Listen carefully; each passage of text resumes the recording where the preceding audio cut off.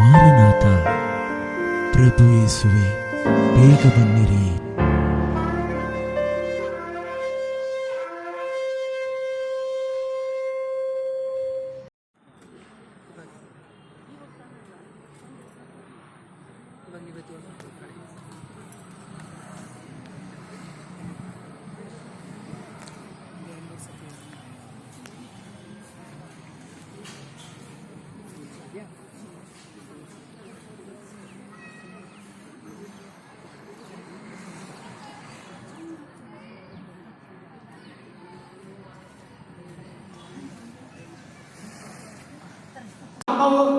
ದಾಹದಿಂದ ನಿಮಗಾಗಿ ಆತರೆಯುತ್ತಿದ್ದೆ. ನನ್ನ ದೇಹವನ್ನು ಪವಿತ್ರೀಕರಿಸಲಿ. ನನ್ನ ಜೀವನ ದೇವರ ಚಿತ್ತದಂತೆ ಪೂರ್ಣವಾಗಿ ಸಮರ್ಪಿಸಲು ಸಹಾಯ ಮಾಡಿ. ನನಗೆ ಸಹಾಯವು ನಿಮ್ಮಿಂದಲೇ. ನಿತ್ಯ ಸಹಾಯಕರು, ಅನಂತ ದೇವರು, ಸತ್ಯದೇವರು, ಜೀವಂತ ದೇವರು ಯೇಸು ಕ್ರಿಸ್ತರು ಪರಿಶುದ್ಧ ನಾಮದಲ್ಲಿ ಪವಿತ್ರಾತ್ಮರೇ, ನನ್ನ ಬಾಳನ್ನು ಬೆಳಗಿಸಲು, ನನ್ನ ಕುಟುಂಬವನ್ನು ಅನುಗ್ರಹಿಸಲು ಬೇಗ ಬನ್ನಿರಿ. ಧಾವಿಸಿ ಬನ್ನಿರಿ, ಬೇಗ ಬನ್ನಿರಿ. ಪರಿಶುದ್ಧಾತ್ಮರೇ, ನಿಮ್ಮನ್ನು ಬಿಟ್ಟು ನನ್ನಿಂದೇನು ಮಾಡಲು ಸಾಧ್ಯವಿಲ್ಲ. Hallelujah, hallelujah, hallelujah. ಎರಡು ಕೈ ಜೋಡಿಸೋಣ. ತಾಯಿ ಮರಿಗಳಿಗೆ ಸೇರಿ ವಚನ ಕೇಳಲು ನಮ್ಮ ಹೃದಯವನ್ನು ಗ್ರಹಿಸಿಕೊಳ್ಳಲು ನಮ್ಮ ಮನಸ್ಸನ್ನು ಧ್ಯಾನಿಸಲು ದೇವರಲ್ಲಿ ವರವನ್ನು ಬೇಡೋಣ. ನಮ್ಮ ಮರಿಯ ಭಕ್ತರಾದ ಪ್ರಭು ಮಾಡಿದ್ದಾರೆ. ಶ್ರೀಯಲ್ಲಿ ನೀವುದೆಲ್ಲರೂ ಮತ್ತು ನಿಮ್ಮ ಅವರ ಫಲವಾದ ಹೆಸರೆಲ್ಲರೂ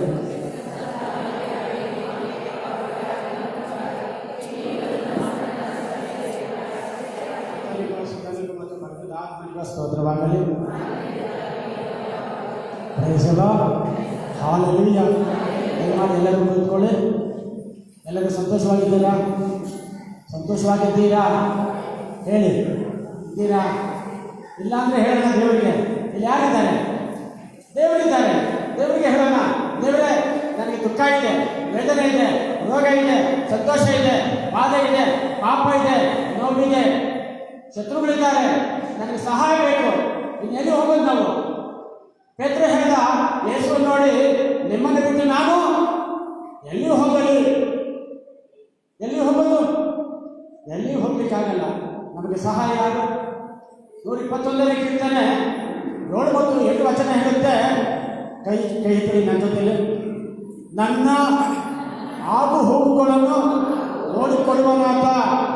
ಹಾಲೆಲೂಯ, ಹಾಲೆಲೂಯ, ಪ್ರೈಸಲ. ನನ್ನ ಆಗು ಹೋಗು ನೋಡಿಕೊಳ್ಳಿಲ್ಲ ಅಂತ ನೀವು ಹೇಳೋದು ಯಾಕೆ?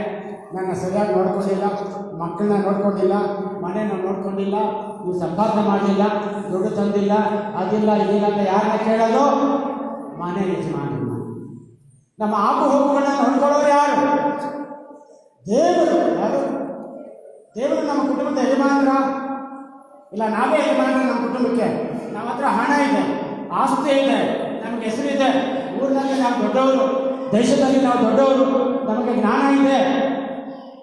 ಇವೆಲ್ಲ ದೇವರ ಮುಂದೆ ನಡೆಯುತ್ತಾ? ಸರಳವಾಗಿ ನೀವು ಅರ್ಥ ಮಾಡ್ಕೊಳ್ಳಿ. 23ನೇ ಕೀರ್ತನೆಯಲ್ಲಿ ಒಂದೇ ಒಂದು ವಚನ, ಮೊದಲ ವಚನ ಹೇಗೆ ಹೇಳುತ್ತೆ? ದೇವರನ್ನ ಕುರಿಗಾಹಿ. ದೇವರು ಎಲ್ಲ ಕುರಿಗಾಹಿ ಆಗಿರಲು ನನಗೆ ಕುಂದು ಕೊರತೆಗಳು ಎಲ್ಲಿವೆ ಅಂದ್ರೆ ಅರ್ಥ? ದೇವರು ನನಗೆ ಸರ್ವವು ಸಮಸ್ತವಾದರೆ ನಾನು ನೀನು ತಂದಾಗಲಿಲ್ಲ, ನೀನು ನೋಡಲಿಲ್ಲ, ನೀನು ಮಾತನಾಡಲಿಲ್ಲ, ನಮ್ಮ ಅಪ್ಪ ಕೊಡಲಿಲ್ಲ, ಅತ್ತೆ ಕೊಡಲಿಲ್ಲ ಅಂತ ನಾನು ಕಂಪ್ಲೇಂಟ್ ಹೇಳೋದಿಲ್ಲ. ಹೇಳ್ತಾರ? ನಾವು ಏನು ಮಾಡ್ತಾ ಇದ್ದೀವಿ? ಧ್ಯಾನ ಮಾಡ್ತೀವಿ, ಚರ್ಚೆಗೆ ಬರ್ತೀವಿ, ದೇವರು ನಮ್ಮನ್ನು ಪ್ರೀತಿಸ್ತಾರೆ, ಅದು ಅನುಭವಿಸೋಕ್ಕಾಗ್ತಾ ಇಲ್ಲ. ಇದು ನಮ್ಮ ಸಮಸ್ಯೆ. ಇದು ದೇವರ ಸಮಸ್ಯೆನ ನಮ್ಮ ಸಮಸ್ಯೆನ? ಯಾವ ಸಮಸ್ಯೆ? ನಮ್ಮದು ಸಮಸ್ಯೆ. ಪ್ರೈಸಲ, ಹಾಲೆಲೂಯ, ಹಾಲೆಲೂಯ, ಪ್ರೈಸಲ. ಅದಕ್ಕೆ ಯೋಗ ಒಂದು ಮಾತು ಹೇಳ್ತಾನೆ, 22ನೇ ಅಧ್ಯಾಯ 2ನೇ ವಚನದಲ್ಲಿ ಹೀಗೆ ಹೇಳ್ತಾನೆ, ಬುದ್ಧಿಮಂತನಾಗಿ ನೀನು ನಡೆದುಕೊಂಡರೆ. ಹೇಗೆ ನಡ್ಕೊಂಡ್ರೆ? ಬುದ್ಧಿಮಂತನಾಗಿ. ನೀವು ಹೇಳಿ, ಬುದ್ಧಿಮಂತನಾಗಿ ನೀವು ಹೇಳಿ, ವಾಕ್ಯವನ್ನು ಹೇಳಿ, ವಚನ ಹೇಳಿ. ಬುದ್ಧಿಮಂತನಾಗಿ ನಾನು ನಡೆದುಕೊಂಡರೆ ಅದು ನನಗೆ ಪ್ರಯೋಜನ. ಯಾಕೆ ಪ್ರಯೋಜನ? ನನ್ನಿಂದ ದೇವರಿಗೆ ಏನು ಪ್ರಯೋಜನ? ದೇವರಿಗೆ ಚಪ್ಪಾಳೆ. ನಾನು ಒಳ್ಳೆಯವನಾಗ್ಬಿಟ್ಟು ನಾನು ಜಪ ಮಾಡಿ ಪ್ರಾರ್ಥನೆ ಮಾಡಿ ಸತ್ತಿರೋ 20 ನೆನಪಿಸ್ಬಿಟ್ರೆ ದೇವರಿಗೆ ನಮ್ಮ ಪ್ರಯೋಜನ? ನೀವು ಹೇಳಿ, ದೇವರಿಗೆ ಲಾಭನ? ಲಾಭನೇನಮ್ಮ? ದೇವರಿಗೆ ನನ್ನ ಲಾಭ ಆಗುತ್ತಾ? ಏನೂ ಇಲ್ಲ. ಲಾಭ ಆಗೋದು ಯಾರಿಗೆ? ನಮಗೆ, ಮನುಷ್ಯರಿಗೆ. ಪ್ರೈಸ್ ಅಲ್ಲ. ಅದಕ್ಕೆ ನಾವು ಮನನ ಮಾಡಬೇಕು, ಅರ್ಥ ಮಾಡ್ಕೊಳ್ಬೇಕು. ದೇವರು ಕೊಡ್ತಾರೆ ನಮಗೆ. ಅದಕ್ಕೆ ಮದರ್ ತೆರೇಸಾ ಒಂದು ಮಾತು ಹೇಳ್ತಾರೆ, God gives and forgives. God gives until it pays ಅಂತ. ಪ್ರೈಸ್ ಅಲ್ಲ. ಹಾಲೆಲೂಯಾ. ಪ್ರೈಸ್ ಅಲ್ಲ. ದೇವರು ಇರೋದು ನಮಗೆ ಕೊಡಲಿಕ್ಕೆ, ನಾವಿರೋದು ತಗೊಳ್ಳಿಕ್ಕೆ. ಆದರೆ ನಾವು ಕೊಡ್ಲಿಕ್ಕೆ ಮನಸ್ಸಿಲ್ಲ ನಮಗೆ. ಇಲ್ಲಿ ಪ್ರಾಬ್ಲಮ್ ಏನಂದರೆ ತಗೋತೀವಿ, ಕೊಡ್ಲಿಕ್ಕೆ ನಮಗೆ ಮನಸ್ಸಿಲ್ಲ. ಇದು ದೇವರ ಮನಸ್ಸ? ಇದು ಅಲ್ಲ. ಕ್ರಿಸ್ತೇಸುವಿನ ಫಿಲಿಪ್ಪಿ 2:5 ಹೇಳ್ತಾರೆ, ಯೇಸು ಕ್ರಿಸ್ತರ ಮನೋಭಾವ ನನಗೆ ನಿಮಗೆ ಇರಬೇಕು. ನಾವೆಲ್ಲರೂ ಮರು ಕ್ರಿಸ್ತರಾಗಿ ಜೀವಿಸಲಿಕ್ಕೆ ಕರೆಯಲ್ಪಟ್ಟವರು. ಅದಕ್ಕೆ ಸಂತ ಫ್ರಾನ್ಸಿಸ್ ಅಸಿಸಿ ಹೇಳ್ತಾರೆ, ಅವರು ಕ್ರೈಸ್ತನ ಕರೀತಾರೆ ಜನವರನ್ನು. ಯಾಕೆಂದರೆ ಕ್ರೈಸ್ತನನ್ನು ಸಂಪೂರ್ಣವಾಗಿ ಅವರಲ್ಲಿ ನೋಡ್ತಾ ಇದ್ರು, ಅವ್ರು ನಡ್ಕೋತಾ ಇದ್ರು. ನಮ್ಮಲ್ಲಿ ಹೆಸರು ಮಾತ್ರ ಕ್ರಿಶ್ಚಿಯನ್ ಇದೆ, ಕಾರ್ಯ ಮಾತ್ರ ಕ್ರಿಶ್ಚಿಯನ್ ಅಲ್ಲ ಅಂತ ನಾವು ಯೋಚನೆ ಮಾಡಬೇಕು. ಸರಿನೂ ಅಲ್ಲ ಅಂತ ನಾವೀಗ ಯೋಚನೆ ಮಾಡಬೇಕು. ನಮ್ಮ ಬಗ್ಗೆ ಬೇರೆ ಯಾರು ತಿಳ್ಕೊಡೋದು ಬೇಡ, ನಮ್ಮ ಬಗ್ಗೆ ನಾವು ಸರಿ ಮಾಡ್ಕೊಳ್ಳೋದು ನಮ್ಮ ಕರ್ತವ್ಯ. ಹೌದಲ್ವಾ? ನೀವು ಹೇಳಿ, ಏನಾದರೂ ನಿಮಗೆ ಅಬ್ಜೆಕ್ಷನ್ ಇದ್ರೆ ಮಾತಾಡ್ಬೋದು. ಪ್ರೈಸ್ ಅಲ್ಲ. ಹಾಲೆಲೂಯಾ. ಪ್ರೈಸ್ ಅಲ್ಲ. ಪ್ರಿಯರೇ, ಯೇಸುಗೂ ನಮಗೂ ಯಾವ ರೀತಿ ಸಂಬಂಧ ಇದೆ ಅದು ಬಹಳ ಮುಖ್ಯ. ಯೇಸು ಸ್ವಾಮಿ ಒಂದು ಕ್ವಶನ್ ಅನ್ನು ಕೇಳ್ತಾರೆ. ಶಿಷ್ಯರೆಲ್ಲ ಯೇಸು ಸುತ್ತುವರೆದಿರುವಾಗ ಅವ್ರು ಕೇಳ್ತಾರೆ, ನನ್ನನ್ನು ನೀವು ಯಾರೇನುತ್ತೀರಿ? ಒಬ್ಬ ಹೇಳ್ತಾನೆ, ಸ್ವಾಮಿ ನೀವು ಪ್ರವಾದಿಗಳಲ್ಲಿ ಒಬ್ಬರು ಅಂತ ಜನ ಹೇಳ್ತಾರೆ ಅಂತ ಹೇಳ್ತಾನೆ ಸ್ವಾಮಿ. ಇನ್ನೊಬ್ಬ ಹೇಳ್ತಾನೆ, ಸ್ವಾಮಿ ನೀವು ಹಳೆಯ ಪ್ರವಾದಿಗಳಲ್ಲಿ ಒಬ್ಬರು ಅಂತ ಹೇಳಿಕೆ ನಾನು ಕೇಳಿದೆ. ಹೀಗೆ ನೀವು ಜರಮಿಯ ಅಂತ ಒಬ್ಬರು ಹೇಳಿದ್ರು ಸ್ವಾಮಿ ಅಂತ ಒಬ್ಬರು ಹೇಳ್ತಾರೆ.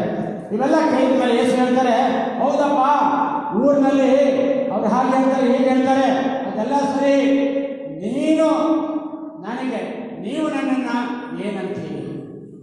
ನೀವು ನಾನು ಯಾರು ಅಂತೀರಿ? ನೀವು ನನ್ನನ್ನು ಯಾರು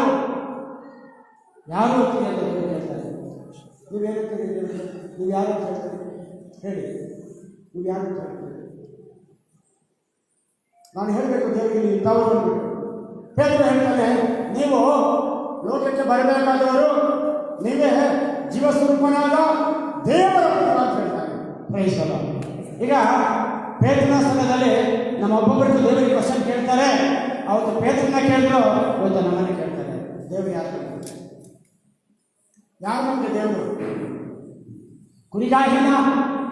ಕುರಿಗಾಯಿಗೆ ಆದರೆ ನಮ್ಮ ಬಾಯಿನಲ್ಲಿ ಕಂಪ್ಲೇಂಟ್ ಬರ್ಬೋದಾ? ಹೇಳಿ. ನಮ್ಮ ಡಿಪೆಂಡೆನ್ಸಿ 100%. ಯೇಸು ಆದರೆ ನಾವು ಯಾರಿಗಾದರೂ ಕಂಪ್ಲೇಂಟ್ ಹೇಳೋದು, ಕಂಪ್ಲೇಂಟ್ ಮಾಡೋದು ಅಗತ್ಯ ಉಂಟಾ? ದೇವರು ನನಗೆ ಕುರಿಗಾಹಿನ, ನಾನು ಸಂಪೂರ್ಣವಾಗಿ ಯೇಸುನ ಕೈಲಿದ್ದೀನ? ಅರ್ಧ ಲೋಕ ಅರ್ಧ ದೇವರಿದ್ದೀನ. ಅದಕ್ಕೆ ಸಮಾನ ಹೇಳ್ತಾನೆ, ನೀವು ಎರಡು ದೋಣಿಯಲ್ಲಿ ಕಾಲಿಡಬೇಡಿ. ಎರಡು ದೋಣಿಯಲ್ಲಿ ಕಾಲಿಟ್ಟರೆ ನಿಮ್ಮ ಪ್ರಯಾಣ ಅಂತ್ಯ ಆಗೋದಿಲ್ಲ. ಮುಟ್ಟಬೇಕಾದ ಗುರಿಯನ್ನು ಮುಟ್ಟಲಿಕ್ಕೆ ಅಸಾಧ್ಯ. ನಿಜಾನ? ಇಲ್ಲಿ ಪ್ರಾರ್ಥನೆ ಮಾಡೋದು, ಅಲ್ಲಿ ಪಾಪ ಮಾಡೋದು. ದೇವರು ಒಂದು ಮಾತು ಹೇಳ್ತಾರೆ, ಇಲ್ಲಿ ಸ್ನಾನ ಮಾಡಿಬಿಟ್ಟು ಶವಾನ್ ಮುಟ್ಟಿದ್ರೆ ಪ್ರಯೋಜನ ಇದೆಯಾ? ಶವಾನ್ ಮುಟ್ಟಿದ ಮೇಲೆ ಏನು ಮಾಡ್ತಾರಮ್ಮ ನಮ್ಮ ಮನೆಯಲ್ಲಿ? ಆಗ ಏನು ಮಾಡ್ತಾರೆ? ಸ್ನಾನ ಮಾಡ್ತಾರೆ. ಸ್ನಾನ ಮಾಡಿದ್ಮೇಲೆ ಶವ ಮುಟ್ತಾರೆ. ಈ ರೀತಿ ಆಗುತ್ತೆ. ಪ್ರೈಸ್ ಅಲ್ಲ. ಹಾಲೆಲೂಯಾ. ಉಪವಾಸ ಮಾಡಿ ಪಾಪ ಬಿಟ್ಟು ತಿರುಗಿ ಪಾಪ ಮಾಡಿದ್ರೆ ಆ ಉಪವಾಸಕ್ಕೆ ಏನಾದರೂ ಬೆಲೆ ಉಂಟೋ? ನೋಡಿ, ಯಾಕೋಬ ಹೇಳ್ತಾನೆ, ಕನ್ನಡಿ ಮೇಲೆ ಕನ್ನಡಿಯನ್ನು ತೆಗೆದುಕೊಳ್ಳಿ, ಕಣ್ಣಿಯಲ್ಲಿ ನಿಮ್ಮ ಮುಖವನ್ನು ನೋಡಿಕೊಳ್ಳಿ. ದೇವ್ರ ವಾಕ್ಯವನ್ನು ಕೇಳಿ ಮರ್ತು ಹೋದರೆ ಕನ್ನಡಿಯಲ್ಲಿ ಮುಖ ನೋಡಿ ನನ್ನ ಮಗ ಹೇಗಿದೆ ಅಂತ ಮರ್ತೋಗುವವರಿಗೆ ಸಮಾನ. ಹಾಲೆಲೂಯಾ. ಪ್ರಿಯರೇ, ನಾವಿನ್ನೂ ಬದುಕಿದ್ದೇವೆ. ಕೋವಿಡ್ ಟೈಮ್ನಲ್ಲಿ, ಈ ವರ್ಷದ ಕಾಲದಲ್ಲಿ ಎಷ್ಟೋ ಗಣ್ಯ ವ್ಯಕ್ತಿಗಳು, ಶ್ರೀಮಂತರು, ಬುದ್ಧಿಜೀವಿಗಳು, ಸೈಂಟಿಸ್ಟ್ಗಳು, ಅನೇಕ ಒಳ್ಳೆ ಕಾರ್ಯ ಮಾಡಿದವರು ಎಲ್ಲರೂ ಕೂಡ ಇಲ್ಲ. ಇವತ್ತು ಅನೇಕರು ಹೋಗ್ಬಿಟ್ರು. ನಾವಿದ್ದೀವಿ ಇವತ್ತು. ಯಾರ ಕಣ್ಣೆ ಅದು?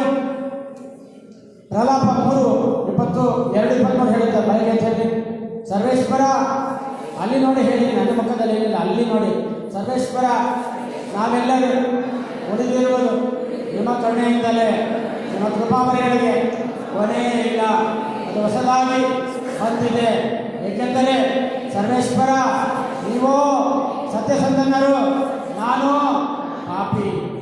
ಯೇಸುವೇ, ಪಾಪಗಳನ್ನು ಹೊತ್ತವರು ನಾವು, ಅದರ ಪರಿಹಾರಗಳು ನೀವು.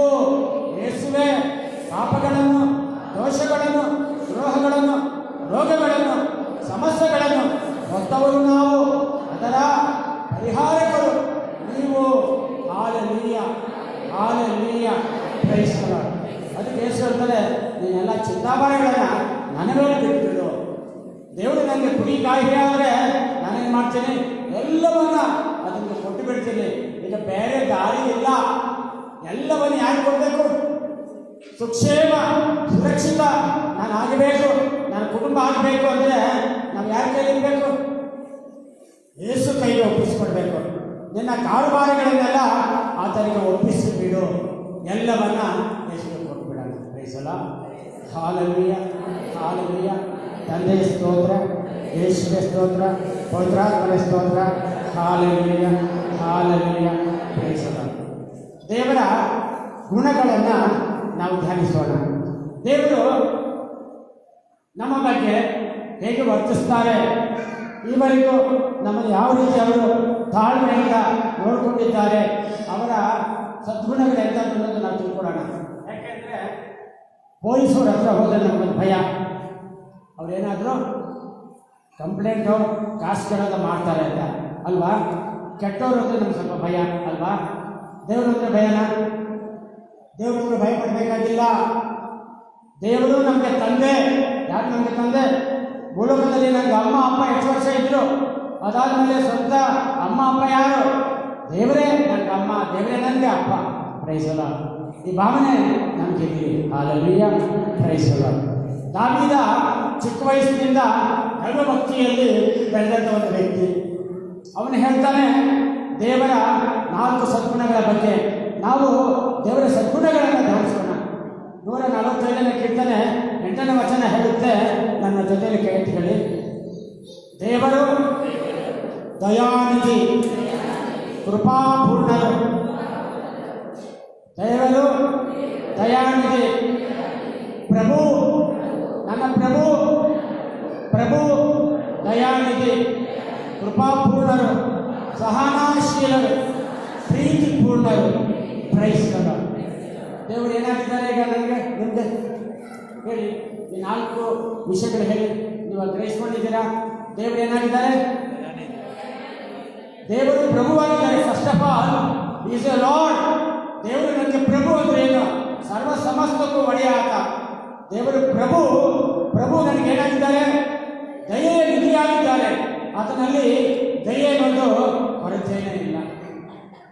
ದಯೆ ಅನ್ನೋದಕ್ಕೆ ಇಷ್ಟು ವರ್ಷ ನಾನು ಪಾಪ ಮಾಡಿದೆ, ನನ್ನನ್ನು ಕ್ಷಮಿಸಿದ್ರು, ಇನ್ನೂ ಕ್ಷಮಿಸ್ತಾರ, ನನ್ನ ಮೇಲೆ ಕಣ್ಣೆ ತೋರ್ತಾರ, ನೀವು ಚಿಂತೆ ಮಾಡೋದು ಬೇಡ. ದೇವರು ಕರುಣಾಮಯಿ. ಯಾವರಿಗೂ? ನಾನು ನೀವು ಬದುಕಿರೋವರೆಗೂ. ಸತ್ತ ಮೇಲೆ ನನಗೆ ಗೊತ್ತಿಲ್ಲ. ಬದುಕಿರುವಾಗಲೇ ನಾವು ದೇವರನ್ನು ಮನೆ ಹೋಗಬೇಕು.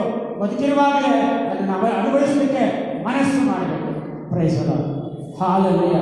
ಎರಡನೇದೇನು ಅವರ ಸದ್ಗುಣ? ಅವರು ಕೃಪಾಪೂರ್ಣರು. ಕೃಪೆ, ನಮಗೆ ಕೃಪೆ ಕೊಡ್ತಾರೆ. ಮರಿಯಮ್ಮನಿಗೆ ಕೃಪಾಪೂರ್ಣೆ ಮರಿಯಮ್ಮ, ನಮ್ಮ ತಾಯಿ ಮರಿಯಮ್ಮ ಏನಾಗಿದ್ರು? ಕೃಪೆಗಳಲ್ಲಿ ತುಂಬಿದ್ರು. ಯಾವಾಗ ಕೃಪೆಯಲ್ಲಿ ತುಂಬ್ತೀವೋ ಪಾಪವನ್ನ ಮಾಡಲಿಕ್ಕೆ ನಮ್ಮ ಕೈಲಾಗೋದಿಲ್ಲ. ಆ ಶಕ್ತಿ ಬರೋದು ಯಾರಿಂದ? ನರಮನುಷ್ಯನಿಗೆ ಆಗೋದಿಲ್ಲ. ಅದು ಅದಕ್ಕೆ ವಚನ ಹೇಳುತ್ತೆ, ನಿಮ್ಮನ್ನು ಬಿಟ್ಟು ನನ್ನಿಂದ ಏನು ಮಾಡಲು ಸಾಧ್ಯವಿಲ್ಲ. ಅದಕ್ಕೆ ದೇವರು ನಾನು ಕುರಿಗಾಹಿಯಾದರೆ, ನಾನು ಆತನನ್ನು ಆಶ್ರಯಿಸಲಾದರೆ ಆತ ನನಗೆ ಕೊಡ್ತಾನೆ ಆ ಕೃಪೆಗಳನ್ನು ಬಯಸಲ್ಲ. ಆಗ ಮಾತ್ರ ನಾವು ಪಾಪ ಮಾಡದೆ ಉಳಿಲಿಕ್ಕೆ ಸಾಧ್ಯ. ಬಯಸಲ್ಲ. ಮೂರನೇ ಸದ್ಗುಣ ಯಾವುದು? ಯಾವುದು? ಈಗ ಈಗ ಹೇಳ್ತಾನೆ, ನಿಮಗೆ ಓದಿಲ್ವಲ್ಲ ಬೈಬಲಲ್ಲಿ? ಓದಿಲ್ವಾ? ಬೈಬಲ್ ತಂದಿಲ್ವಾ? ಸಹನಾಶೀಲನು. ದೇವರಿಗೆ ಅದೆಷ್ಟು ಸಹನೆ ಇದೆ ಅಂದರೆ, ಎಷ್ಟಿರ್ಬೋದು ಸಹನೆ ಈ ಸ್ವಾಮಿಗೆ. ಶಿಲುಬೆಯಲ್ಲಿ ಸ್ವಾಮಿ ನೇತಾಡಾಗಲಿ, ಬೈತಾರಾಗಲಿ, ಸತ್ತವರು, ಕಣ್ಣು ಪಡ್ಕೊಂಡವರು, ಅನೇಕ ಅದ್ಭುತಗಳು ಕಂಡವರು ಎಲ್ಲ ಹೋಲ್ಸೇಲ್ ಆಗಿ ದೇವರನ್ನ ಹೇಳಿಸ್ತಾ ಇದ್ದಾರೆ, ಅವಮಾನ ಮಾಡ್ತಾ ಇದ್ದಾರೆ. ಅಂಥದ್ರಲ್ಲಿ ಕೂಡ ದೇವರು, ಅಪ್ಪ ಇವ್ರು ಏನು ಮಾಡುತ್ತಾರೋ ಏನು, ಇವ್ರನ್ನ ಕ್ಷಮಿಸಪ್ಪ ಅಂತ ಪ್ರಾರ್ಥಿಸ್ತಾರೆ. ಇನ್ನೆಷ್ಟು ಸಹನೆ ಇರ್ಬೋದು ಸ್ವಾಮಿ? ಇದೇ ಇಲ್ವಾ? ಅವರಲ್ಲಿ ನಾವೊಬ್ಬರು. ಅರ್ಥ ಆಯ್ತಾ? ನಮ್ಮ ಮೇಲೆ ದೇವರು ಅಷ್ಟು ಪ್ರೀತಿ ಇಟ್ಟಿದ್ದಾರೆ. ಆ ಪ್ರೀತಿ ಇರೋದ್ರಿಂದಲೇ ಅವರಿಗೆ ಎಲ್ಲವನ್ನ ನಮಗೆ ತೋರಿಸ್ತಾ ಇದ್ದಾರೆ. ಕೊನೆಯದಾಗಿ ಏನು? ಅವರು ಪ್ರೀತಿ ಪೂರ್ಣರು.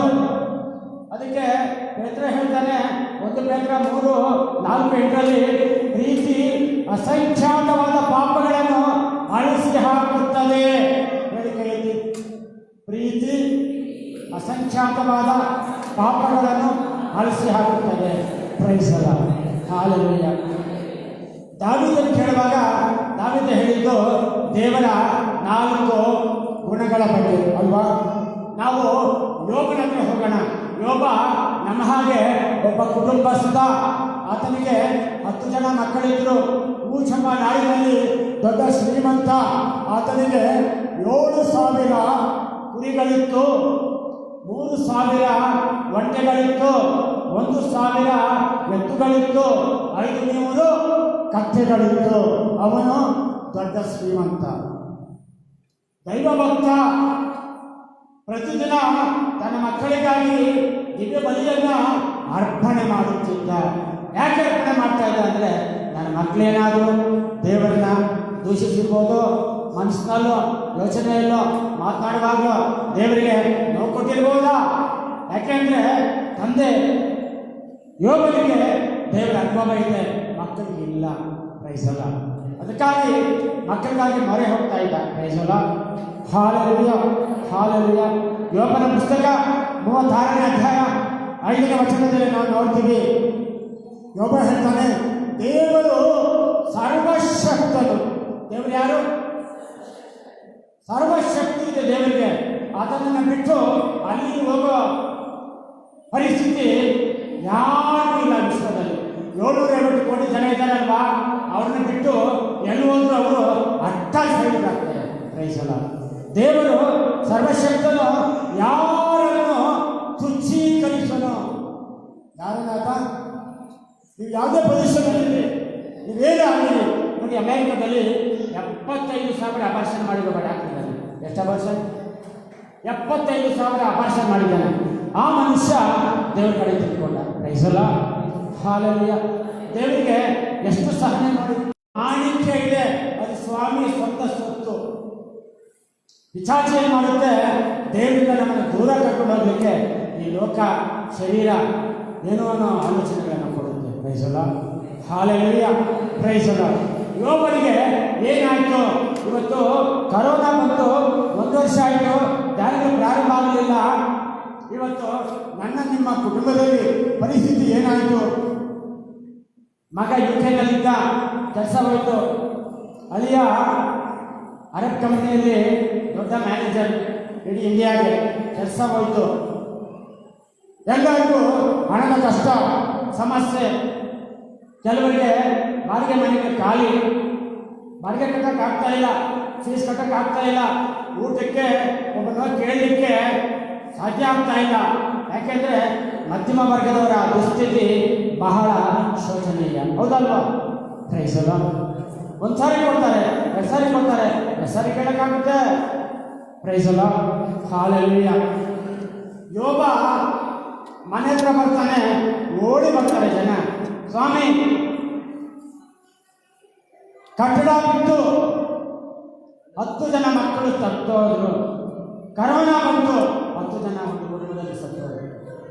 ಕಟ್ಟಡ ಬಿಟ್ಟು ಯೋಬನ ಕುಟುಂಬದ 10 ಮಕ್ಕಳು ಏನಾದ್ರು ಆ ಕ್ಷಣಮಾತ್ರದಲ್ಲಿ ಸತ್ತು. ಒಬ್ಬ ಬಂದು ಹೇಳಿದ, 7,000 ಕುರಿಗಳು, 3,000 ಕುರಿ, 7,000 ಕುರಿಗಳನ್ನ ಶಬದವರು ಹೊಡ್ಕೊಂಡು ಹೋಗ್ಬಿಟ್ರು ಸ್ವಾಮಿ. ಈ ಕಡೆ ಪಕ್ಕದೂರಿನವರು ಬಂದು ಆಳುಗಳನ್ನ ಕೊಂದು ಒಂಟೆಗಳನ್ನ ಎತ್ಕೊಂಡು ಹೋಗ್ಬಿಟ್ರು. ನಮ್ಮ ಗದ್ದೆ ನಾಳೆ ಕೊಯ್ಲಿಗೆ ಬಂದಿತ್ತು, ಭತ್ತ ಕೊಯ್ಲಿಗೆ ಬಂದಿತ್ತು, ಜೋಳ ಕೊಯ್ಲಿಗೆ ಬಂದಿತ್ತು. ಪಕ್ಕದೂರಿನವ್ರು ಬಂದು ಬೆಂಕಿ ಇಟ್ಬಿಟ್ರು, ಸರ್ವನಾಶ ಮಾಡಿಬಿಟ್ರು. ಎಲ್ಲ ಬಂತು. ಒಬ್ಬ ಅವನ ಬಾಯಿನಲ್ಲಿ ಬರುತ್ತೆ. 34ನೇ ಅಧ್ಯಾಯ 10ನೇ ವಚನ, ನೀವೇ ಓದಬೇಕಾದ್ರೆ. ಯೋಬನ ಗ್ರಂಥ 34:10. ಪ್ರೈಸ್ ಅಲ್ಲ. ದೇವರು ಕೆಟ್ಟತನ ಮಾಡೋದಿಲ್ಲ. ಯೋಬ ಹೇಳ್ತಾನೆ, ದೇವರು ಕೆಟ್ಟದನ್ನು ಮಾಡೋದಿಲ್ಲ ಎಂಬ ಭಾವನೆ ನಿಮಗೆ ಬಾರದಿರಲಿ. ಪ್ರಲಾಪ 3:33 ನಾವು ನೋಡ್ತೀವಿ, ದೇವರು ತನ್ನ ಮಕ್ಕಳನ್ನ ಹಿಂಸೆ ಮಾಡೋದಿಲ್ಲ. ಹಿಂಸೆ ಮಾಡೋದು ಅದನಿಗೆ ಸ್ವಲ್ಪ ಕೂಡ ಇಷ್ಟ ಇಲ್ಲ. ತನ್ನ ಮಕ್ಕಳು, ನಮ್ಮ ಮಕ್ಕಳು ಕಣ್ಣೀರು ನೋಡೋದು ನಮ್ಗೆ ಇಷ್ಟನಾ? ನಿಮ್ಗೆ ಇಷ್ಟನಮ್ಮ? ಅಣ್ಣ ನಿಮ್ಗೆ ಇಷ್ಟನಾ? ಇಲ್ಲ. ದೇವರು ನಾವು ಕಣ್ಣೀರು ನೋಡೋದು ಇಷ್ಟಪಡ್ತಾರ? ಪಡೋದಿಲ್ಲ. ಆದರೆ ಯಾತನೆ ಅನ್ನೋದು ಕ್ರಿಸ್ತ ವಿಶ್ವಾಸಿಗೆ ಕಟ್ಟಿಟ್ಟ ಬುದ್ಧಿ. ಈ ಯಾತನೆಯಲ್ಲಿ ನಾವು ಯೇಸುವನ್ನ ಹೇಗೆ ಹೊಂದಾಣಿಕೆ ಮಾಡ್ಕೊಂಡು ಹೋಗ್ತೀವಿ, ಅದು ಬಹಳ ಮುಖ್ಯ. ಅದಕ್ಕೆ ನಿಮಗೆ ನಾನು ಪ್ರಾರಂಭದಲ್ಲಿ ಹೇಳಿದೆ, ದೇವರು ನನಗೆ ಕುರಿಗಾಯಿನೋ ಅಲ್ವಾ, ಇಲ್ಲ ಹಣನ ಅಥವಾ ಆಸ್ತಿನ, ಇಲ್ಲ ವ್ಯಕ್ತಿಯೋ, ಇಲ್ಲ ಸರ್ಕಾರವೋ, ಇನ್ನೊಂದು ಮತ್ತೊಂದು ನಿಮ್ಮ ಪ್ರತಿಭೆಗಳು, ಅವೆಲ್ಲ ನಶಿಸಿ ಹೋಗ್ತದೆ. ದೇವರ ವಾಕ್ಯ ಅಂದರೆ ಯೇಸು ಜೀವಂತವಾಗಿದ್ದಾರೆ. ನಾವು ಯಾರನ್ನು ಆಶ್ರಯಿಸಬೇಕು? ಯೇಸು ಯಾರನ್ನು ಆಶ್ರಯಿಸಬೇಕು? ಭೂಮಿ ಆಕಾಶವನ್ನು ಮಾಡಿದ ಪ್ರಭುವನ್ನು ನಾವು ಆಶ್ರಯಿಸಬೇಕು. ಪ್ರೈಸಲ, ಹಾಲೆಲೂಯ, ಪ್ರೈಸಲ. ಯೋಬ 36:5 ಮುಂದುವರಿಸಿ ಹೇಳ್ತಾನೆ, ಆತನು ಯಾರನ್ನು ಶುದ್ಧೀಕರಿಸಲು, ಆತನ ಜ್ಞಾನ ಅಪಾರವಾದದ್ದು, ಆತನ ಬುದ್ಧಿಜ್ಞಾನ ಅಪಾರವಾದದ್ದು. ದೇವರು ದೊಡ್ಡ ಜ್ಞಾನಿ. ಪ್ರೈಸಲ, ಹಾಲೆಲೂಯ. ಯೋಬ ಅಂತ ಕಷ್ಟಕಾಲದಲ್ಲಿ ದೂಷಣೆ ಮಾಡಲಿಲ್ಲ, ನನ್ನ ಪ್ರಾರ್ಥನೆ ಕೇಳಿಲ್ಲ ದೇವರು ಅಂತ ಹೇಳಿಲ್ಲ, ಒಂದು ಮಾತು ಮಾತಾಡಲಿಲ್ಲ. ದೇವನ ನಾಮಕ್ಕೆ ಯಾವುದೇ ರೀತಿ ಕಳಂಕ ಬರೆಯುವ ರೀತಿ ನಡ್ಕೊಂಡಿಲ್ಲ. ಅದಕ್ಕೆ ಇವತ್ತು ಯೋಬನನ್ನ ಬೈಬಲಲ್ಲಿ ಬರ್ತಿಲ್ಲ. ಯೋಬನ ಹೆಸರು ಪ್ರೈಸಲ, ಹಾಲೆಲೂಯ, ಪ್ರೈಸಲ. ನಾವು ಒಬ್ಬೊಬ್ಬರನ್ನ ಹುಡುಕೊಂಡೋದ್ರೆ ಅವ್ರು ಹೇಳ್ತಾರೆ, ಅವ್ರು ಅನುಭವಿಸಿದ್ದಾರೆ ದೇವರನ್ನ. ನಾನು ಇವತ್ತು ದೇವರನ್ನ ಅನುಭವಿಸಬೇಕು. ಪರಮಾತ್ಮ ಸಂಘದಲ್ಲಿ ದೇವರಿದ್ದಾರೆ ನೋಡಿ. ಆರ್ಎಸ್ ಧ್ಯಾನ ಮಂದಿರದಲ್ಲಿ ಒಂದು ದಿನ ಒಂದು ಘಟನೆ ನಡೀತು. ಮೇನ್ ಹಾಲ್ನಲ್ಲಿ ಪ್ರಭುವಿನ ಪರಮಪ್ರಸಾದ ಮೆರವಣಿಗೆ. ಒಂದು ಹಿಂದೂ ಮಗಳು ಬಂದು ಸಾಕ್ಷಿಗಳು ಬಂದು, ನಾ ಕೇಳಿದೆ, ಏನಮ್ಮ ಏನು ಸಾಕ್ಷಿ ನಂದು? ಅಣ್ಣ, ನಾನೇನೂ ಇಲ್ಲ, ಹಿಂದೂಗಳಿಗೆ ನನಗೆ ಆರೋಗ್ಯ ಸರಿಯಿಲ್ಲ, ನಡೆಯೋಕ್ಕಾಗೋದಿಲ್ಲ ಅಣ್ಣ. ನಾನು ಹಾಲನ್ನು ಪ್ರವೇಶ ಮಾಡಿದಾಗ ಒಂದು ರೊಟ್ಟಿಯ ರೂಪದಲ್ಲಿ ಒಂದು ಪ್ರಭಾವಳಿ ಗೊತ್ತಿಲ್ಲ, ಯೇಸುವನ್ನ ಕರ್ಕೊಂಡು ಮೆರವಣಿಗೆ ಬರ್ತಾ ಇದ್ರೆ ಸಾಕ್ಷಾತ್ ಯೇಸುವನ್ನ ನಡ್ಕೋ ಬರೋದನ್ನ ನಾನು ಕಂಡೆ. ಪ್ರೈಸ್ ಅಲ್ಲ. ಸಾಕ್ಷಾತ್ ಯೇಸು ಹೇಗೆ ಬಂದ್ರಿ? ನಡ್ಕೊಂಬರೋದನ್ನ ಕಂಡು ಆ ಹಿಂದೂ ಮಗಳು. ನಾವು ಸ್ವಂತ ಮಕ್ಕಳಲ್ವಾ? ನಾವು ದೇವರಿಗೆ ಸ್ವಂತ ಮಕ್ಕಳಲ್ವಾ? ಮಕ್ಕಳಲ್ವೋ? ನಾವು ಪಾಪಿಗಳೇ ಸರಿ, ಆದರೆ ನಾವು ಯಾಕೆ ಸ್ವಂತ? ನೀವು ಹೇಳಿ, ನಾನು ಯೇಸುವಿಗೆ ಸ್ವಂತ ಅಂತ ಹೇಳಿ ಧೈರ್ಯವಾಗಿ ಅವ್ರ ರಕ್ತ ಸುರಿಸಿ ಕೊಟ್ಕೊಂಡಿದ್ದಾರೆ ನನ್ನನ್ನು, ನಿಮ್ಮನ್ನು. ಹೌದಲ್ವಾ? ನೀವು ಹೇಳಬೇಕು, ನೀವು ಭಯ ಪಡಬಾರ್ದು. ನೀವು ಭಯ ಪಡ್ತಾ ಇರೋದು ಯಾರಿಗೆ? ಪಿಶಾಚಿಗೆ ಭಯಪಡಬೇಡಿ, ದೇವರಿಗೆ ಭಯಪಡಿ, ಪಾಪ ಮಾಡಬೇಡಿ. ಪ್ರೈಸ್ ಅಲ್ಲ, ಹಾಲೆಲೂಯ. ಆಕೆ ಹೇಳ್ತಾಳೆ, ಧ್ಯಾನ ಮಾಡಲಿಲ್ಲ, ದೇವರ ವಾಕ್ಯ ಕೇಳಲಿಲ್ಲ, ದೇವರ ಪ್ರಸನ್ನತೆ ಅವರಿಗೆ ಪೂರ್ಣವಾದ ಸೌಖ್ಯವನ್ನು ಕೊಡ್ತು. ಪ್ರೈಸ್ ಅಲ್ಲ, ಹಾಲೆಲೂಯ.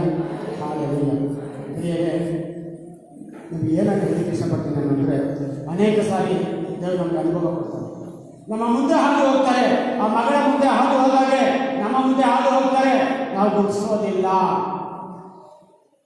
ಯೋಗ ಹೇಳ್ತಾನೆ 9ನೇ ಅಧ್ಯಾಯ ಯೋಗನ ಗ್ರಂಥ 11ನೇ ವಚನ ತೆಗೆದುಕೊಂಡು ಹೋಗಿ, ಆತನು ನಮ್ಮ ಮುಂದುಗಡೆ ನಡೆದುಕೊಂಡು ಹೋದರೂ ನಾವು ನೋಡುವುದಿಲ್ಲ. ತಗೊಳ್ಳಿ, 9:11 ಓದಿ, ಯಾರಾದ್ರು ಬೇಗ ಗಟ್ಟಿಯಾಗಿ ಓದಿ.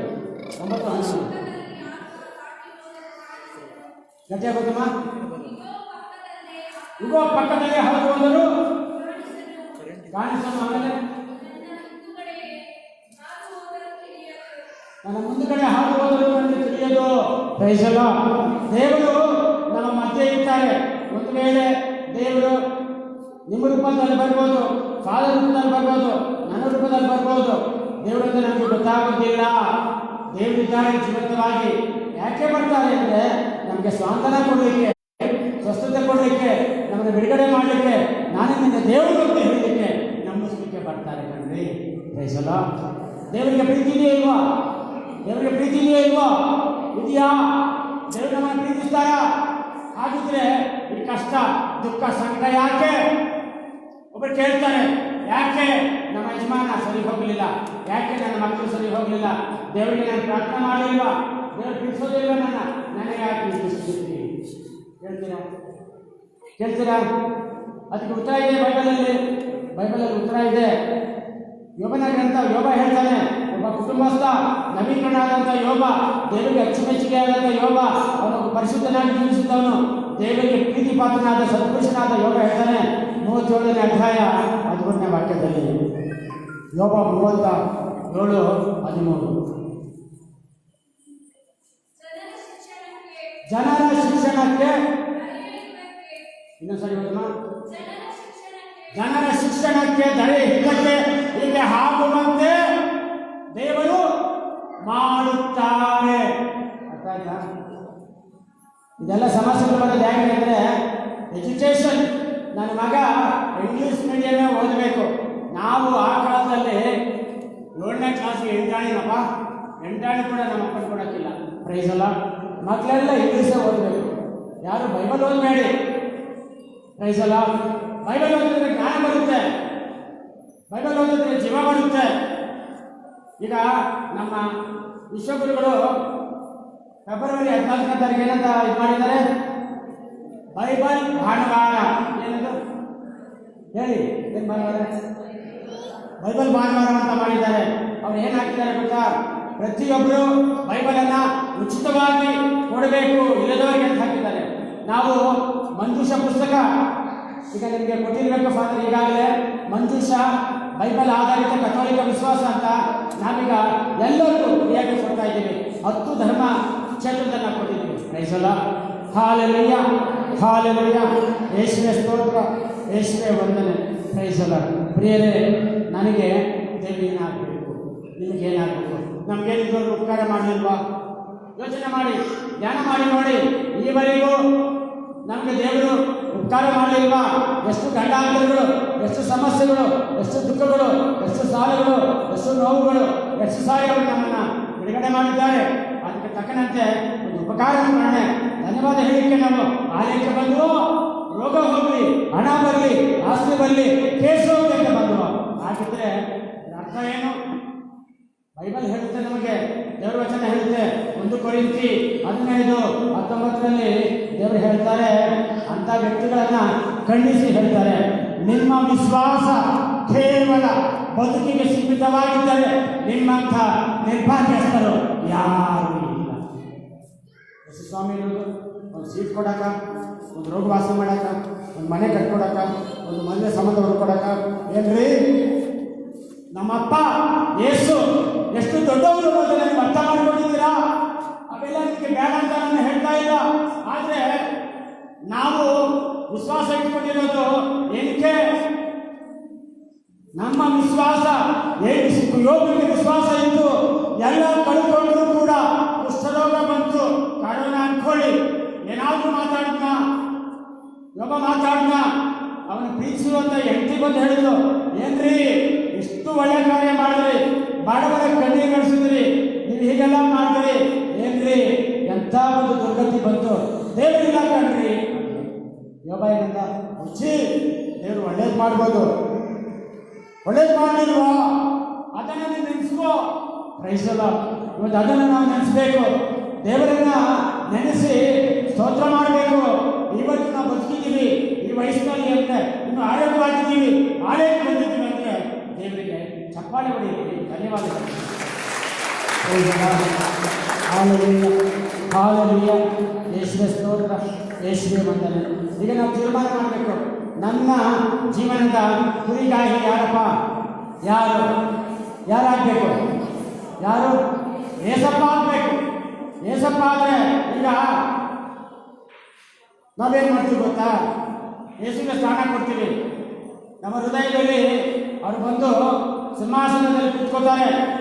ಕೆಲವು ಟೈಮ್ ಏನು ಮಾಡ್ತೀವಿ, ನಾವು ಕೂತ್ಕೊಳ್ಳೋಕೆ ಹೋಗ್ತೀವಿ, ನಮ್ಮ ಬುದ್ಧಿ ಉಪಯೋಗ ಮಾಡುವಾಗ ನಾವು ಕೂತ್ಕೊಳ್ಳೋಕೆ ಹೋಗ್ತೀವಿ, ಅವ್ರನ್ನ ಶಿಲ್ಪೆಗೆಲ್ಲಿಸ್ತೀವಿ.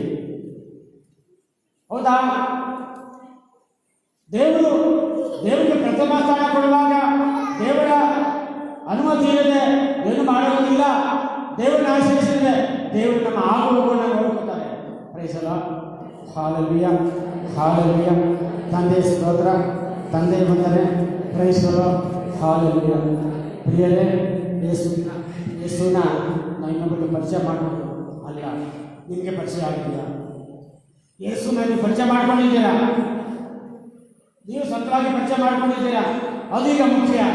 ನಾನು ಯೇಸುನ ಪರಿಚಯ ಮಾಡಿಕೊಂಡ್ರೆ ನಾನು ಭಯಪಡೋ ಅಗತ್ಯ ಇದೆಯಾ?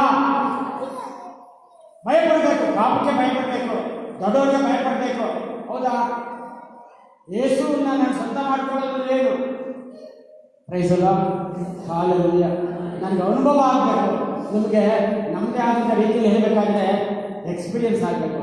ಎಲ್ಲ ಧರ್ಮದಲ್ಲಿ ದೇವರು ಹೇಳ್ತಾರೆ, ಆದರೆ ಅದು ಎಕ್ಸ್ಪೀರಿಯನ್ಸ್ ಅಲ್ಲ. ಕ್ರಿಸ್ತ ಮಕ್ಕಳಿಗೆ ಮಾತ್ರ ಅದೊಂದು ಎಕ್ಸ್ಪೀರಿಯನ್ಸ್, ಅನುಭವ ಅಂತ ಹೇಳ್ತೀವಿ. ಪ್ರೈಸಲ್ಲ, ಹಾಲೆಲೂಯ, ಹಾಲೆಲೂಯ. ಪ್ರೈಸಲ್ಲ.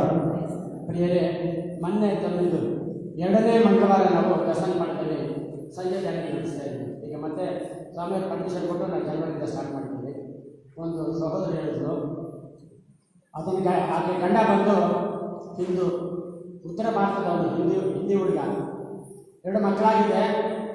ಈಕೆ ಪ್ರಾರ್ಥನೆ ಮಾಡ್ತಾ ಇದ್ರು. ಪ್ರಾರ್ಥನೆ ಮಾಡುವಂಥ ಒಂದು ವ್ಯಕ್ತಿ ಮಂಜೂಷ ಪುಸ್ತಕವನ್ನು ಕೊಟ್ಟಿದ್ದೆ. ದೇವರು ಹೇಳಿದರು, ಆ ಮಂಜೂಷ ಪುಸ್ತಕವನ್ನು ನಿನ್ನ ಗಂಡನ ತಲೆ ಕೆಳಗೆ ಇಡು 3 ದಿನ ಅಂತ ಹೇಳಿದ್ರು. ಅವಳು 3 ದಿನ ಇಟ್ಟಳು. ಅವಳು ಹೇಳಿದ ಸಾಕ್ಷಿ ನನಗೆ ಫೋನ್ ಮಾಡಿ ಹೇಳಿದ್ರು, ಅಣ್ಣ ಹೀಗಾಯಿತು, ನೀವು ಇಡೋದು ಬೇಡ, ಯಾರಿಗೆ ದೇವರು ಹೇಳ್ತಾರೆ ಅವ್ರಿಗಿದ್ರೆ ಸಾಕು, ನೀವು ಓದಿದ್ರೆ ಸಾಕು. ಪ್ರೈಸಲ್ಲ. ಅದಕ್ಕೆ ಮುನ್ನ ಯಾಕೆ ಯಾವಾಗ ಹೇಳಿದ್ರು ಕೂಡ ಯೇಸು ಬಗ್ಗೆ ಅವ್ರು ಕೇಳೋದಿಲ್ಲ. ಪುಣ್ಯಾತ್ಮ 3 ದಿವಸ ಆದಮೇಲೆ ಆ ಮಂಜೂಷ ಪುಸ್ತಕವನ್ನು ತೆಗೆದು ಈಗ ಕೂಡಿಸ್ಕೊಂಡು ಯೇಸು ಬಗ್ಗೆ ಹೇಳಿದರೆ ಸಂಪೂರ್ಣವಾಗಿ ಒಂದು ಕುರಿ ಥರ ಕೇಳ್ತಾನೆ. ದೇವ್ರ ಚಪ್ಪಾಳೆ.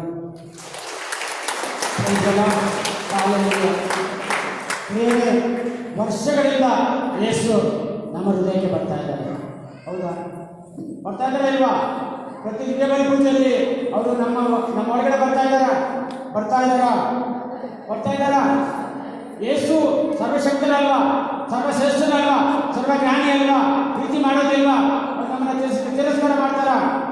ಯೇಸು ಹೇಳ್ತಾರೆ, ಯೋಹಾನ ಶುಭ ಸಂದೇಶ 6ನೇ ಅಧ್ಯಾಯ 27ನೇ ವಾಕ್ಯದಲ್ಲಿ, ಕೈ ಎತ್ತಿದಲ್ಲಿ, ನನ್ನ ಬಳಿ ಬರುವವರನ್ನು ನಾನು ಎಂದಿಗೂ ತಲೆ ಹಾಕುವುದಿಲ್ಲ. ಪ್ರೈಸಲ್ಲ, ಹಾಲೆಲೂಯ, ಪ್ರೈಸಲ್ಲ. ಅದಕ್ಕೆ ಒಂದು ಸಾಮರ್ಥ್ಯ ಹೇಳ್ತಾರೆ ಸ್ವಾಮಿ, ಪಿಚಾಚಿಯನ್ನು ಓಡಿಸಿದ ಮೇಲೆ ಮನೆ ಶುಭ್ರವಾಗಿ ಇಟ್ಕೋತಾರೆ. ಆದರೆ ಹೋದಂಥ ಪಿಚಾಚಿ 7 ಪಿಚಾಚಿಯನ್ನು ಜೊತೆ ಮಾಡಿಕೊಂಡು ಒಟ್ಟು 8 ಪಿಚಾಚಿ ಎಲ್ಲಿರುತ್ತೆ, ಬಿಟ್ಟು ಹೋದ ಮನೆ ಬರುತ್ತದೆ. ಪ್ರೈಸಲ್ಲ. ಹುಷಾರ್. ಒಳ್ಳೆ ಪಾಪ ನಿವೇದನೆ ಮಾಡಿದ್ಮೇಲೆ ಪಾಪ ಮಾಡಬಾರ್ದು ಅಂತ ತೀರ್ಮಾನ ಮಾಡಬೇಕು, ಉಪವಾಸ ಮಾಡಬೇಕು, ಪ್ರಾರ್ಥಿಸಬೇಕು, ತ್ಯಾಗ ಮಾಡಬೇಕು. ಪ್ರೈಸಲ್ಲ, ಹಾಲೆಲೂಯ, ಹಾಲೆಲೂಯ. ದೇವರನ್ನ ಪಟ್ಟು ಹಿಡಿಬೇಕು. ಯಾಕೊಬ್ಬ ಹೇಳಿದ ದೇವರಿಗೆ, ನೀನು ಆಶೀರ್ವಾದ ಮಾಡಿದರೆ ಮಾತ್ರ ನಾನು ಇಲ್ಲಿಂದ ಹೋಗೋದು, ನೀನು ಆಶೀರ್ವಾದ ಮಾಡಬೇಕು ಅಂತ ಹೇಳೋದು. ಪ್ರೈಸಲ್ಲ. ಯೇಸು ಎಲ್ಲಿದ್ದಾರೆ? ಈಗ ಎಲ್ಲಿದ್ದಾರೆ? ನಮ್ಮ ಸಮಸ್ಯೆಗಳಿಂದ ಯೇಸು ದೊಡ್ಡವರು ಅಲ್ವೋ? ನಾವು ಅನ್ಕೊಳ್ಬೋದಾ ಯೇಸು ಕೈಲಿ ಆಗೋದಿಲ್ಲ ಅಂತ ಅನ್ಕೊಳ್ಬೋದಾ? ಈ ಸಮಸ್ಯೆ ದೊಡ್ಡ, ಯೇಸು ದೊಡ್ಡವರ? ನೋಡಿ, ಕೊನೆಯದಾಗಿ ಒಂದು ದೊಡ್ಡದ ಕಥೆ ಹೇಳ್ತೀನಿ ನಿಮಗೆ. ನಂದಿ ಬೆಟ್ಟ ಹತ್ರ ಒಂದು ಹಳ್ಳಿ. ಧ್ಯಾನಕ್ಕೆ ಹೋದಾಗ ಒಂದು ಮನೆಗೆ ಸಂಸ್ಕೃತಿಗೆ ಹೋದ ಒಂದು ಅನುಭವನೇ ಹೇಳಿದ್ರು. ಹಿಂದೂ ಸ್ತ್ರೀ ಆಕೆ ಹೇಳಿದ್ರು, ಅಣ್ಣ ಬೆಂಗಳೂರಿನಲ್ಲಿ ನನ್ನ ಚಿಕ್ಕಮ್ಮ ಇದ್ದಾರೆ, ಅವ್ರು ಚರ್ಚ್ಗೆ ಹೋಗ್ತಾರಣ್ಣ. ಯೇಸು ಬಗ್ಗೆ ಹೇಳಿದ್ರು. ನಾನು ಇಲ್ಲಿ ಕಾರಳಿಗೆ ಚರ್ಚ್ಗೆ ಹೋಗ್ತಾ ಇದ್ದೆ. ಕಾರಳಿಗೆ ಚರ್ಚ್ಗೆ ಹೋಗ್ಬೇಕಾದ್ರೆ ಆಗಿನ ಕಾಲದಲ್ಲಿ ಸ್ವಲ್ಪ ಎಲ್ಲ ಮಾಡ ಗಿಡಗಳು ಕಾಡ್ಕೊಂಡು ಹೋಗಬೇಕು. ಹುಡುಗರು ಪೊಲೀಸ್ ಜನ ಅಲ್ಲಿ ವಾಸ ಮಾಡ್ತಾರೆ, ಇಸ್ಪೀಟು ಇವೆಲ್ಲ ಆಡ್ತಾರೆ. ಹೆಣ್ಮಕ್ಳು ಹೋದರೆ ಅಲ್ಲಿ ಸರಿ ಇಲ್ಲ. ಆದರೂ ಕೂಡ ಏಸಪ್ಪನ ನಂಬಿ ನಾನು ಹೋಗ್ತಾ ಇದ್ದೆ ಬೆಳಗ್ಗೆ ಪೂಜೆಗೆ. ಏಸಪ್ಪನ ನಂಬಿ ವಾಪಸ್ ಬರ್ತಾ ಇದ್ದೆ. ಒಂದು ದಿನ ನನ್ನ ಯಜಮಾನನಿಗೆ ಒಂದು ಕಾಯಿಲೆ ಬಂತು. ಬಳ್ಳಾಪುರದ ಆಸ್ಪತ್ರೆಯಲ್ಲಿ, ಸರ್ಕಾರಿ ಆಸ್ಪತ್ರೆಯಲ್ಲಿ ಅಡ್ಮಿಟ್ ಮಾಡಿದ್ರು. ಚಿಕ್ಕಬಳ್ಳಾಪುರದಲ್ಲಿ ಈ ಅಮ್ಮ ಹೋಯಿತು. ಆ ಮನುಷ್ಯ ಬಾಯಿ ಬಂದಿದ್ದು ಬೈದ ಗಂಡ. ಯಾಕೆ? ಈಗ ಪೂರ್ಣ ವಿಶ್ವಾಸಿ, ಅವನು ವಿಶ್ವಾಸವೂ ಇಲ್ಲ ಅಂತ ಒಂದು ಪರಿಸ್ಥಿತಿ. ಪ್ರೈಸಲ ಹಾಲೆಲೂಯ, ಪ್ರೈಸಲ. ಆನಂತರ ಏನಾಯಿತು? ಈಕೆ ಕಣ್ಣೀರಿಟ್ಟು ಗಂಡನಿಗಾಗಿ ಪ್ರಾರ್ಥಿಸಿದ್ದು. ದೇವರೇ, ಗಂಡ ಸಾವಿನ ದವಡೆಯಲ್ಲಿದ್ದಾನೆ, ಇದನ್ನು ಬಿಡುಗಡೆ ಮಾಡು, ಸೌಖ್ಯ ಕೊಡು ಅಂತ ಪ್ರಾರ್ಥನೆ ಮಾಡಿದ್ರು. ಈಕೆ ಒಂದು ದರ್ಶನವನ್ನು ಕಂಡರು. ಯೇಸು ಸ್ವಾಮಿ ಆಕಾಶದಿಂದ ಇಳಿದು ಬರೋದನ್ನು ನೋಡಿ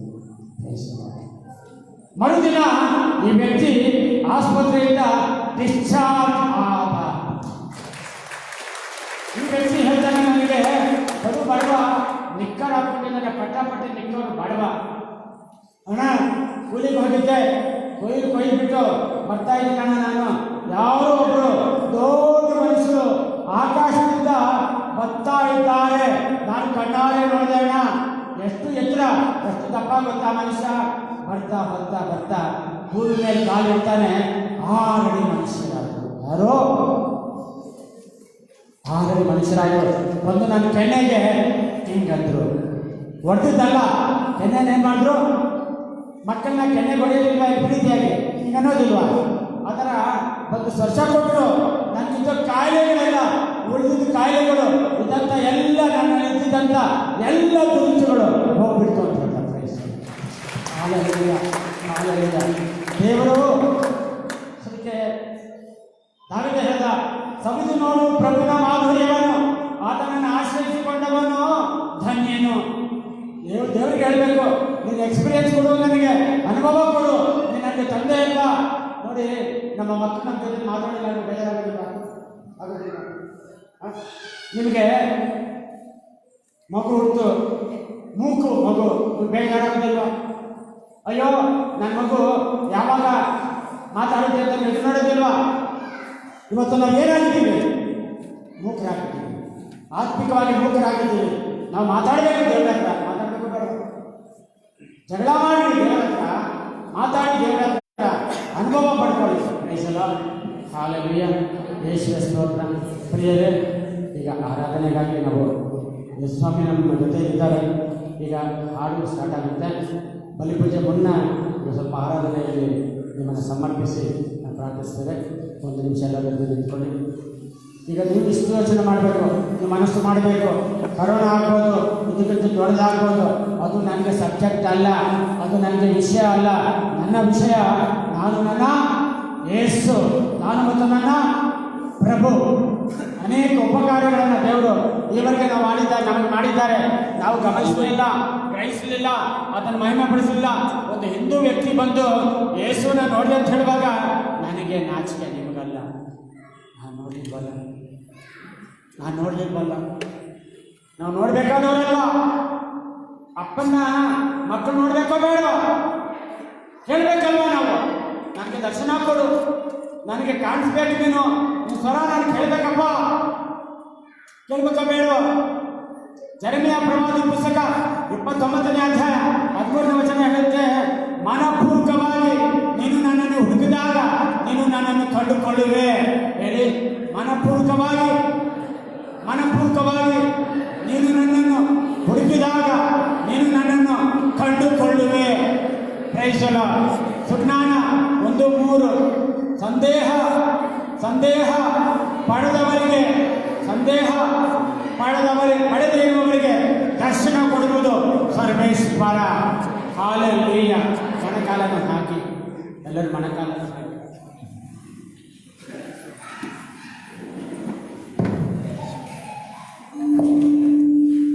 Praise the Lord. Hallelujah. Hallelujah.